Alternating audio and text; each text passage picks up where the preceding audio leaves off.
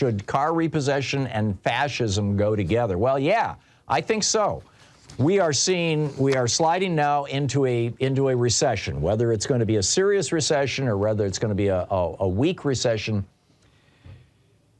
on the one hand, it's hard to predict because you just never know for sure. On the other hand, I think it's fairly easy to predict because if you look at a chart over the last 60 years or so of every time the Fed has raised interest rates more than 2 points, you find that it throws the nation into recession over the next year or so, every single time. And, here we are. And they just raised interest rates another 0.5 point. And by the way, inflation right now is running below 3% over the last 5 months. Now, here's the thing. They do statistics based on 12 months.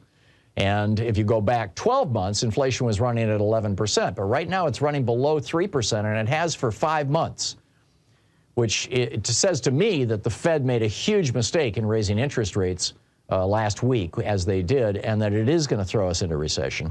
And here's one of the early indicators of this. The number of people behind, this is Shannon Pettypiece writing over at NBC News, the number of people behind on their car payments has been approaching pandemic levels.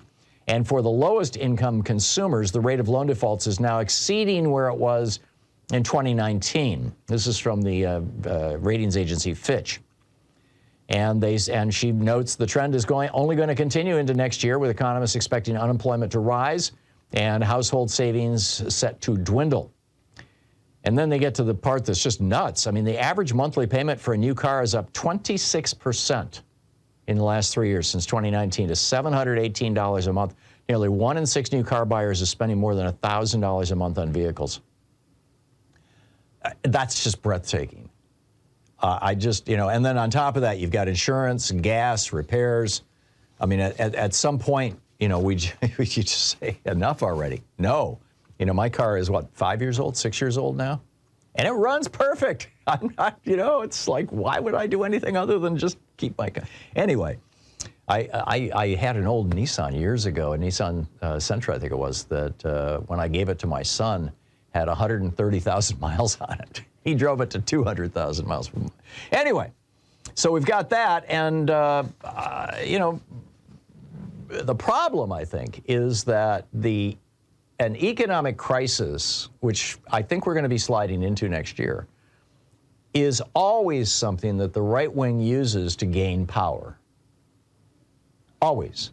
Now, we haven't had a recession that began under a Democratic president. I think maybe one in the last 60 or 70 years. I'd have to ask Larry, our numbers guy from Los Angeles. He knows this right off the top of his head.